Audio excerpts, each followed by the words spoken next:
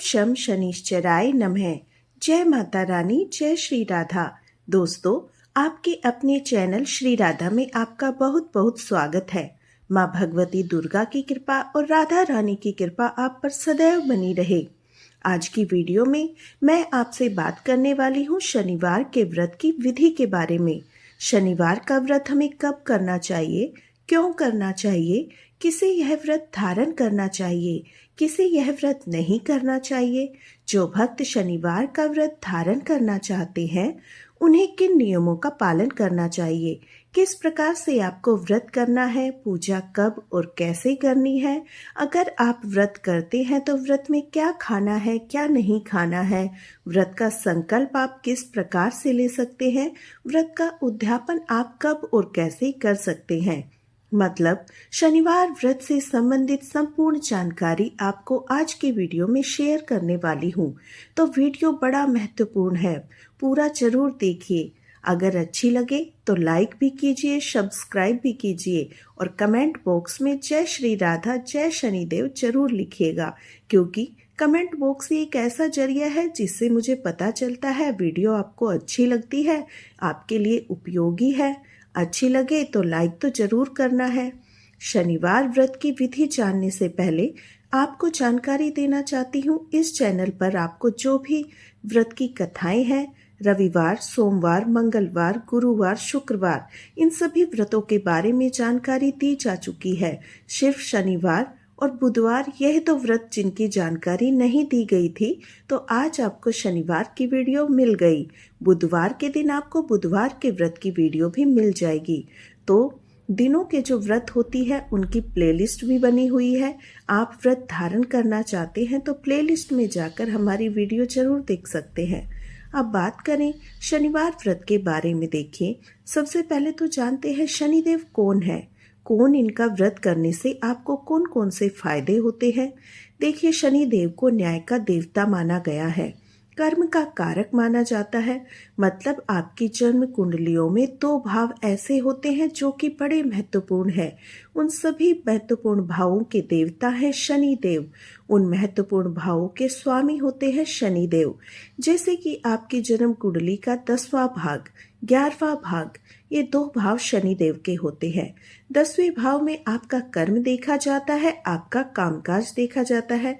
कौन से काम को करने से आपको क्या सफलता मिलेगी, यह आपके 10वें भाव से देख सकते हैं।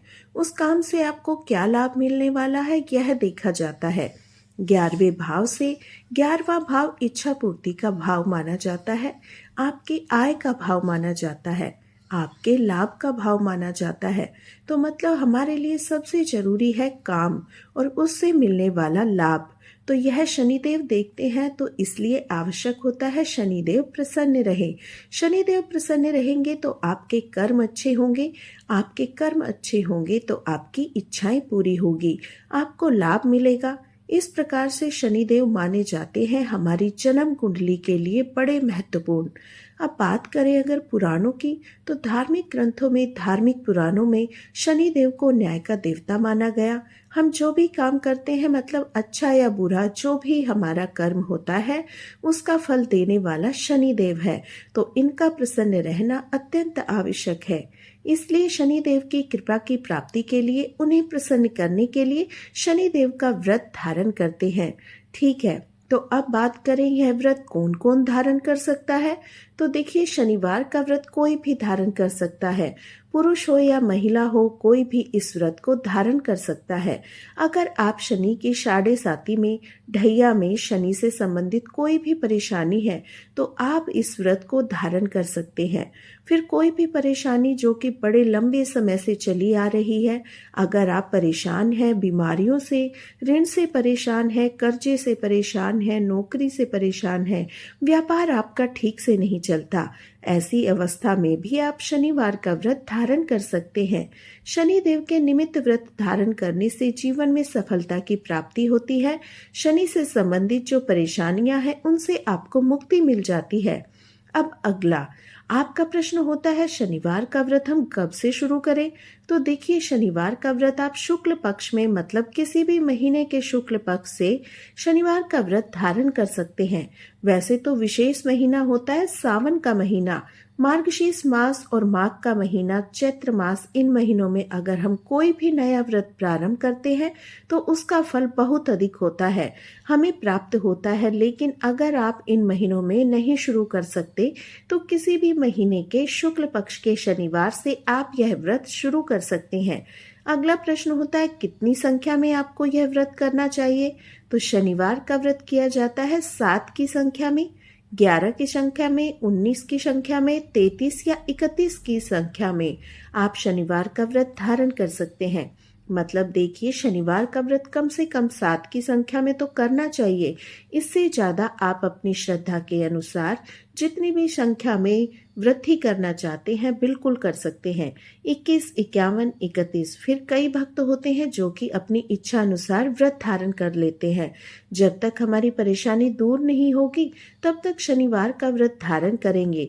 तो आप ऐसा भी कर सकते हैं, लेकिन कम से कम 7 शनिवार आपको व्रत जरूर धारण करना चाहिए। इस बात का आपको ध्यान रखना है। अब बात करें व्रत के नियम के बारे में। तो देखिए, अगर आप शनिवार का व्रत धारण करना चाहते हैं तो प्रातःकाल जल्दी उठेंगे। शुक्ल पक्ष के पहले शनिवार को आपको प्रातःकाल जल्दी उठना है, उठकर नित्य कर्मों से निवृत्त होना है, स्नान करना है, साफ स्वच्छ वस्त्र धारण कर लीजिए। शनिवार के व्रत में शनिवार के दिन आपको नीले रंग के कपड़े धारण करना चाहिए।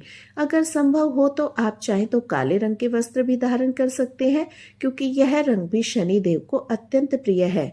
काला रंग और नीला रंग, इस रंग के वस्त्र अगर आप धारण करके भगवान शनिदेव की पूजा करते हैं तो अत्यंत श्रेष्ठ होगा। लेकिन अगर आप ऐसा नहीं कर पाते हैं तो किसी भी रंग के वस्त्र धारण कर सकते हैं। इसके बाद अपने घर के मंदिर में जो भी नित्य की पूजा करते हैं, प्रतिदिन की पूजा आपको भी करनी है। उस प्रकार से आप सारी पूजा कर लेंगे। अब यहाँ बहुत से भक्त जो कहते हैं, क्या हम सूर्य देव को जल दे सकते हैं शनिवार के दिन? जी हाँ, बिल्कुल दे सकते हैं। मतलब सूर्य देव को जल देना हमारे लिए नियमित दिनचर्या है, वह तो हम करते ही हैं। इसी प्रकार से आप अपने घर में जो प्रतिदिन पूजा करते हैं जिन भी देवी देवता की, वो कर लीजिए। फिर शनिवार के व्रत का संकल्प ले लीजिए, क्योंकि बिना संकल्प के व्रत को पूरा नहीं माना जाता। इसलिए जब भी आप कोई व्रत करते हैं पहले ही दिन आपको संकल्प लेना अत्यंत आवश्यक है। संकल्प में अपने हाथ में आप जल लेंगे, पुष्प लेंगे, थोड़े से काले तिल लेंगे, एक सिक्का ले लीजिए, व्रत का संकल्प ले लीजिए। आज से आप शनिवार का व्रत धारण कर रहे हैं। आप जिस भी परेशानी से मुक्ति के लिए यह व्रत कर रहे हैं, अपनी परेशानी भगवान शनिदेव से कहिए। उनसे प्रार्थना कीजिए कि आपकी परेशानियों से मुक्ति मिले। अगर आपकी कोई भी विशेष मनोकामना है जिसके निमित्त आप यह व्रत धारण कर रहे हैं, तो अपनी मनोकामना कह सकते हैं। अब प्रश्न है, हम शनिवार के व्रत का संकल्प किस देवी देवता के सामने लें? आप चाहें तो घर के आसपास कोई भी मंदिर हो जहाँ पर शनिदेव विराजित हो, तो आप उनके सामने जाकर संकल्प ले सकते हैं व्रत का। या पीपल के वृक्ष के नीचे बैठकर भी पीपल की पूजा के बाद आप चाहें तो पीपल के पास भी संकल्प ले सकते हैं। फिर भगवान भोलेनाथ के सामने, हनुमान जी के सामने आप संकल्प ले सकते हैं। घर में अगर शिवलिंग है तो घर में भी संकल्प ले सकते हैं, नहीं तो घर के आसपास कोई मंदिर हो, शिवालय हो, वहां जाकर भी शनिवार के व्रत का संकल्प ले सकते हैं। क्योंकि देखिए, शनिदेव भगवान भोलेनाथ को अपना गुरु मानते हैं, भगवान श्री कृष्ण भी अपना इष्ट देव मानते हैं। इसी प्रकार से हनुमान जी के साथ भी उनका काफी श्रद्धा भरा रिश्ता है। मतलब कहा जा सकता है मित्रवत संबंध है। हनुमान जी के साथ तो हनुमान जी के भक्तों पर विशेष कृपा होती है। शनिदेव की तो संकल्प आप इन देवी देवताओं के किसी के भी सामने ले सकते हैं। अगर आप मंदिर नहीं जा पाते हैं तो अपने घर में भगवान शनिदेव का ध्यान करके अपने व्रत का संकल्प लें। संकल्प लेने के बाद अपने हाथ में जो सामग्री है उसे आप जिस भी देवी देवता के सामने संकल्प ले रहे हैं उनके चरणों में अर्पित करेंगे।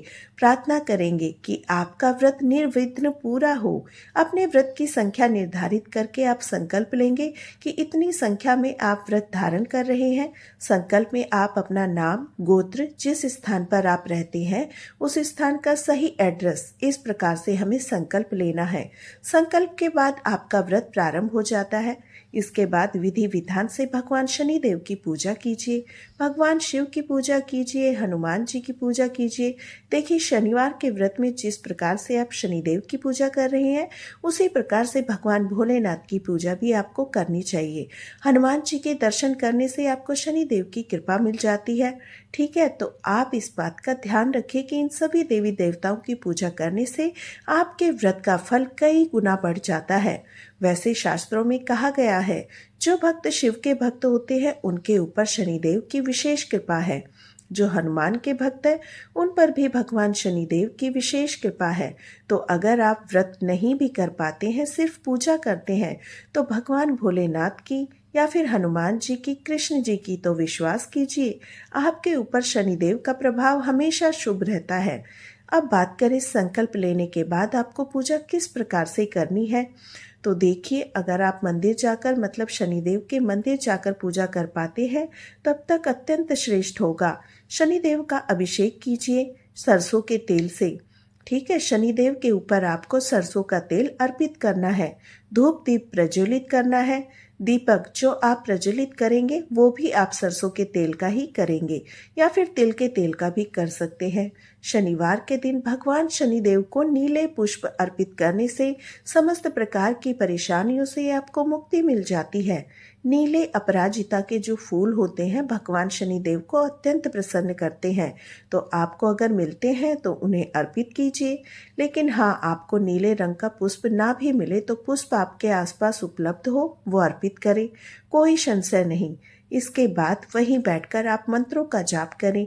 भगवान शनिदेव के निमित्त कोई भी मंत्र शनिदेव का आप कोई भी जप कर सकते हैं। शनि चालीसा का पाठ कर सकते हैं, शनिदेव की आरती कर सकते हैं।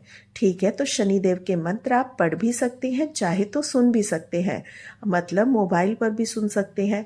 आज के दिन ओम शम शनिश्चराय नमः, ओम शम शनिश्चराय नमः, ओम शम शनिश्चराय नमः, इस मंत्र का अधिक से अधिक संख्या में जाप करें। चलते फिरते, उठते बैठते मानसिक रूप से इस मंत्र का आप उच्चारण करते रहें। शनिवार के दिन शनिदेव को पंचामृत से भी अभिषेक करना शुभ माना जाता है। अगर आप चाहें तो पंचामृत से अभिषेक कर सकते हैं। दूध, दही, घी, शहद, शक्कर, इन पांचों चीजों को मिलाकर पंचामृत बना लीजिए, शनिदेव को अर्पित कीजिए। इसके बाद जल से अभिषेक कीजिए, सरसों का तेल अर्पित कीजिए। इसी तरह आप सरसों का तेल अर्पित कर सकते हैं। देखिए, मन में किसी भी प्रकार का संशय मत रखिए। आपके पास जो भी चीजें उपलब्ध हो उसी से भगवान शनिदेव की पूजा कर लीजिए।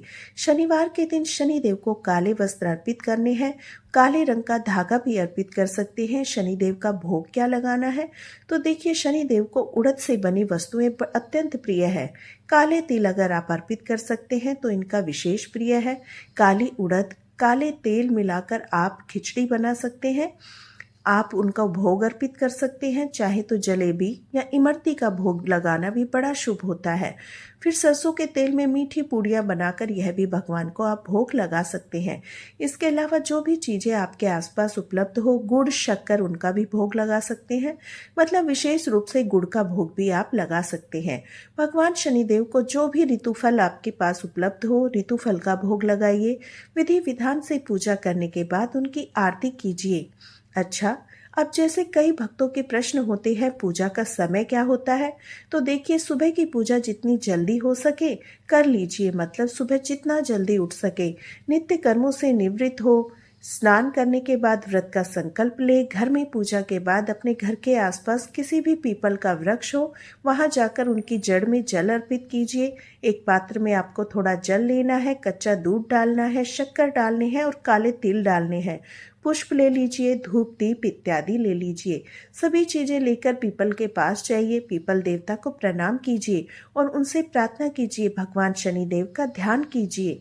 फिर पीपल की विधि विधान से पूजा कर लीजिए। जो जल है पीपल की जड़ में अर्पित कीजिए। सुबह और शाम दोनों समय आप दीपदान कर सकते हैं पीपल के पास, ठीक है। अच्छा, पीपल की पूजा सुबह सूर्योदय के बाद करना है। सूर्य निकलने के बाद आपको पूजा करना है पीपल की, और शाम को सूर्यास्त होने के बाद ही पीपल की पूजा की जाती है।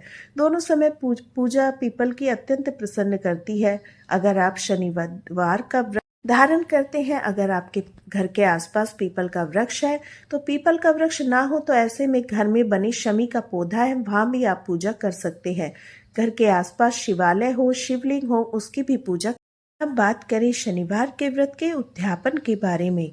उद्यापन हमें किस प्रकार से करना है, तो देखिए, वैसे कोशिश कीजिए उद्यापन वाले दिन किसी ब्राह्मण को घर बुलाकर आप तब उनसे विधि विधान से उद्यापन करवाएं। लेकिन अगर आप किसी भी कारणवश ब्राह्मण को नहीं बुला सकते तो स्वयं से भी उद्यापन कर सकते हैं।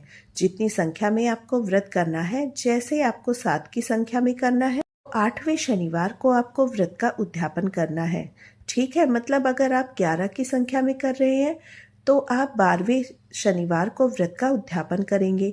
जिस दिन आपको उद्यापन करना होता है उस दिन आपको पूजा बिल्कुल उसी प्रकार से करनी है जिस प्रकार से आप हर शनिवार को करते हैं।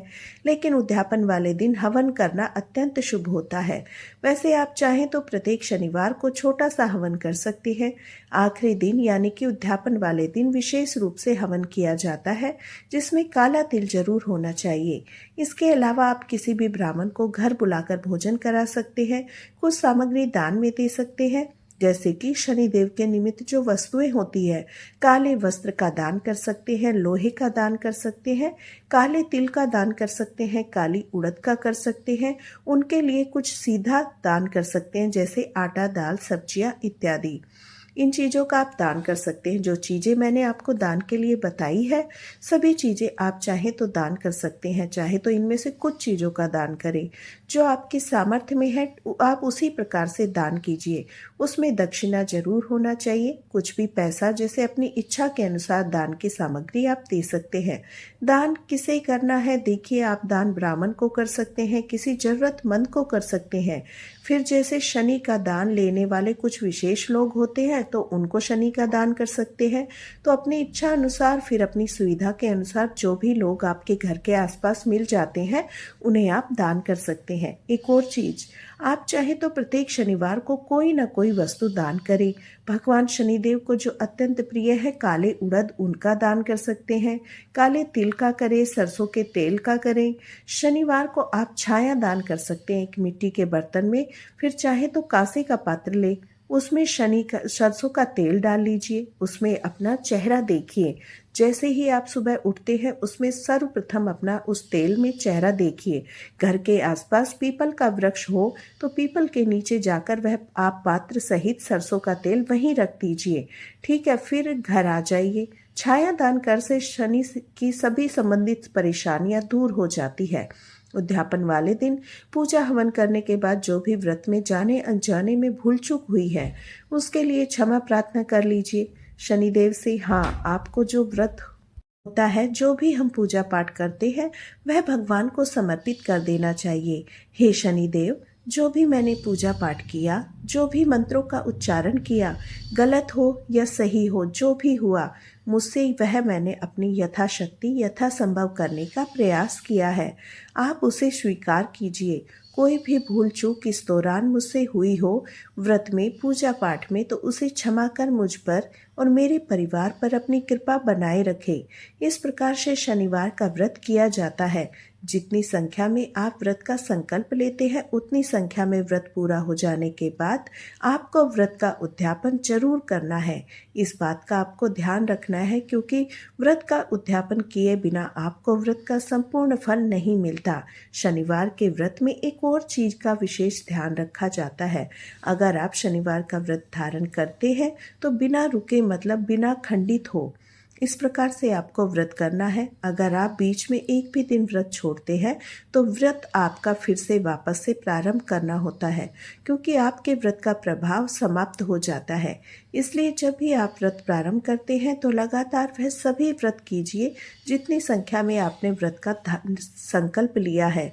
जैसे महिलाएं कहती है कि हमें मासिक धर्म है, हम व्रत कैसे करें। बिल्कुल आपको व्रत करना है। व्रत उसी प्रकार से किया जाता है, लेकिन आप पूजा नहीं करेंगे। मानसिक रूप से मंत्रों का उच्चारण कर सकते हैं, व्रत की कथा सुन सकते हैं, शनि देव से प्रार्थना कर सकते हैं। लेकिन व्रत अगर आप बीच में छोड़ देते हैं तो व्रत खंडित हो जाता है, फिर उसका प्रभाव समाप्त हो जाता है। शनिवार के व्रत का यह विशेष नियम है, इसे आप बीच में खंडित करके व्रत नहीं रख सकते। जब आप व्रत प्रारंभ करते हैं तो नियम से लगातार आपको ये व्रत पूरे करने हैं। इसके बाद आप व्रत का उद्यापन कीजिए, बीच में आपको व्रत नहीं छोड़ना है। यह बहुत जरूरी नियम है। इससे आपका ध्यान रखना है कि शनिवार व्रत से संबंधित संपूर्ण जानकारी मैं आपसे शेयर की उम्मीद करती हूँ।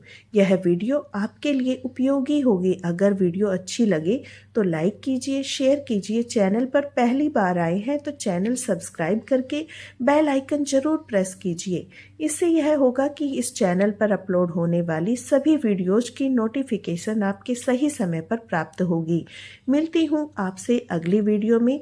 तब तक के लिए जय श्री राधा।